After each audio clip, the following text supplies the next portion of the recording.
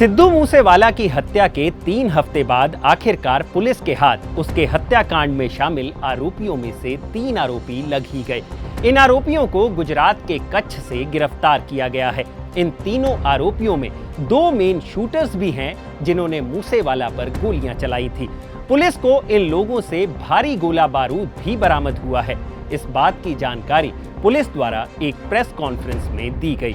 इन गिरफ्तारियों के बाद पुलिस के सामने जो जानकारी आई है उसे सुनने के बाद सिद्धू मूसेवाला की हत्या का पूरा प्लॉट समझ आता है। तो चलिए बताते हैं आपको कि कौन है गिरफ्तार हुए ये तीनों आरोपी, और साथ ही बात होगी 29 मई की उस घटना पर कि आखिर उस दिन हुआ क्या था, और कड़ी दर कड़ी बताएंगे आपको उन लोगों के बारे में जो इस पूरी घटना में शामिल थे। यानी कुल मिलाकर बात इतनी है कि अब तक आपको सिद्धू मूसेवाला हत्याकांड के बारे में जो भी जानकारी है उसका पूरा लेखा जोखा आपको सिर्फ इस एक वीडियो में मिल जाएगा। नमस्कार, मेरा नाम है भूपेंद्र सोनी और आप देख रहे हैं अनकट। इस हत्याकांड में जो 3 आरोपी पुलिस के हाथ लगे हैं उनमें शामिल है प्रियव्रत और फौजी जिसकी उम्र 26 साल है।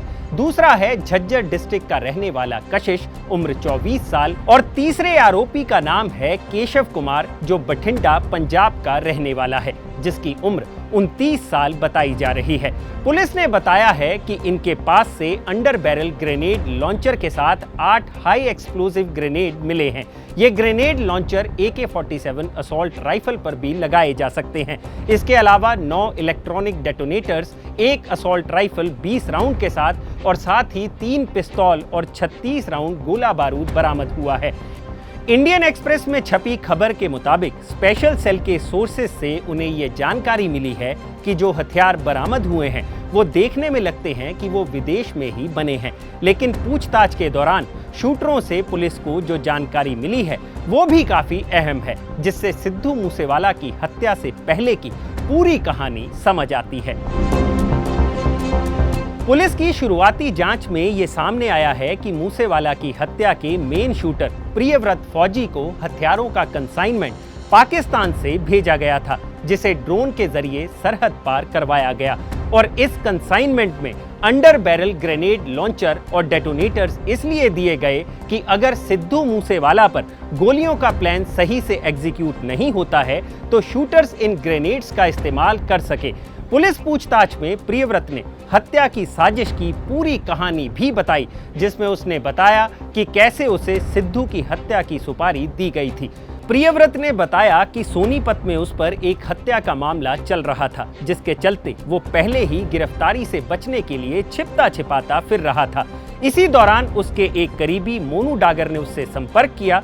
प्रियव्रत ने बताया कि डागर की बात कनाडा में बैठे गोल्डी बराड़ से चल रही थी।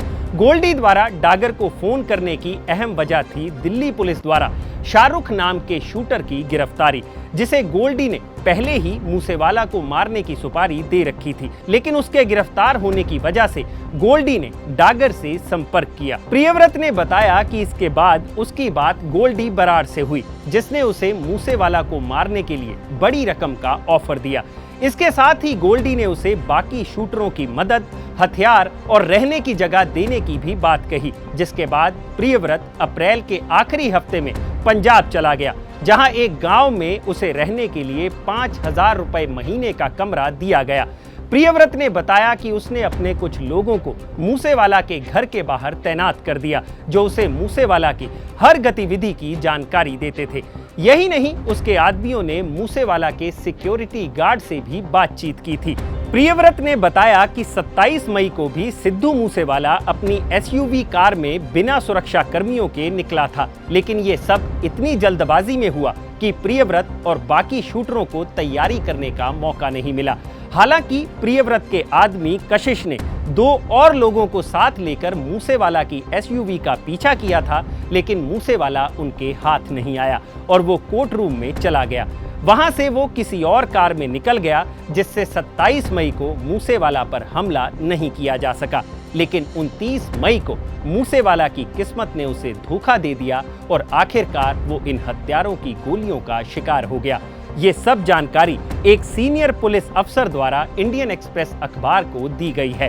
हालांकि इन गिरफ्तारियों के बाद इस हत्या में शामिल लोगों की भूमिका को डिकोड करने में मदद मिली है, जिसे जानना भी जरूरी है।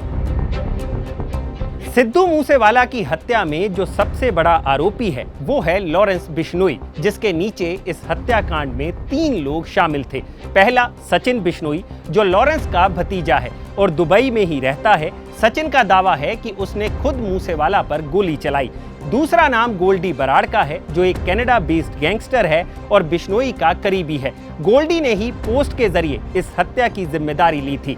इस हत्याकांड में तीसरा बड़ा नाम विक्रम बराड़ का है, जो बिश्नोई का पुराना साथी है और उसी ने 3-3 लाख रुपए में शूटर हायर किए थे।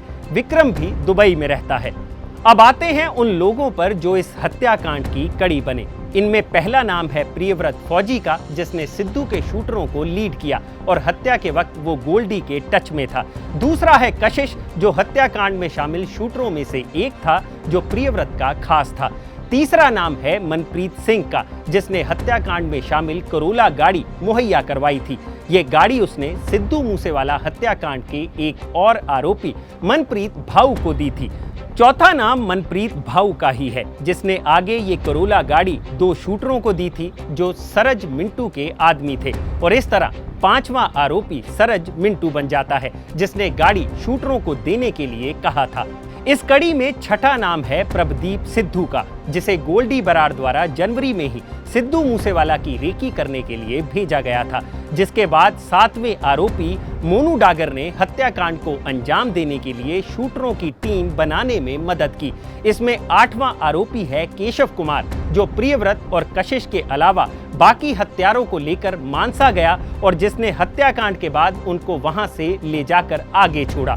9वां नाम पुणे के गैंगस्टर संतोष जाधव का है, जिसे कच्छ से ही गिरफ्तार किया गया। पुलिस का कहना है कि हत्याकांड के बाद उसने अपना हुलिया बदल लिया ताकि वो गिरफ्तारी से बच सके। इस हत्याकांड में 10वां आरोपी है पवन बिश्नोई, जिसने हत्याकांड में यूज की गई बोलेरो गाड़ी मुहैया करवाई और शूटरों की छिपने में मदद भी की। 11वां आरोपी नसीब है, जिस पर पवन बिश्नोई जैसे ही इल्जाम है। 12वां आरोपी संदीप सिंह है, जिस पर आरोप है कि हत्याकांड के दिन वो मूसेवाला के घर गया और उसने फैन बनकर मूसेवाला के साथ सेल्फी खिंचवाई और फिर सिद्धू मूसेवाला की जानकारी शूटरों को दी। इस हत्याकांड में 13वां और आखिरी आरोपी चरणजीत सिंह है, जिसने शूटरों को हथियार मुहैया करवाए और हत्याकांड में इस्तेमाल गाड़ियों के लिए फेक नंबर प्लेट का जुगाड़ भी किया। तो ये है सिद्धू मूसेवाला की हत्या में शामिल आरोपियों का पूरा लेखा जोखा, जिसमें से कुछ पुलिस की पकड़ में है और कुछ की पुलिस तलाश कर रही है। लेकिन ये सब छोटे प्यादे हैं, जिन्हें सुपारी किलर्स कहा जाए तो कोई हर्ज नहीं। लेकिन बड़ा सवाल ये है कि गोल्डी बराड़, सचिन बिश्नोई और विक्रम बराड़ जैसे मुख्य आरोपी जो कनाडा या फिर दुबई में बैठे सिद्धू मूसेवाला की हत्या पर डींगे हाँक रहे हैं, उन्हें पकड़ने के लिए क्या पुलिस के पास कोई प्लान है या नहीं, या फिर ऐसे ही ये लोग निर्दोष लोगों की हत्या करते रहेंगे और भारत के लॉ एंड ऑर्डर का मजाक बनाते रहेंगे। सवाल अभी कई हैं और जवाब मिलने बाकी हैं। अगर आपको यह वीडियो पसंद आया हो तो इसे लाइक और शेयर जरूर करें और जानकारी से भरे ऐसे ही और वीडियोस देखने के लिए सब्सक्राइब करें हमारा चैनल अनकट।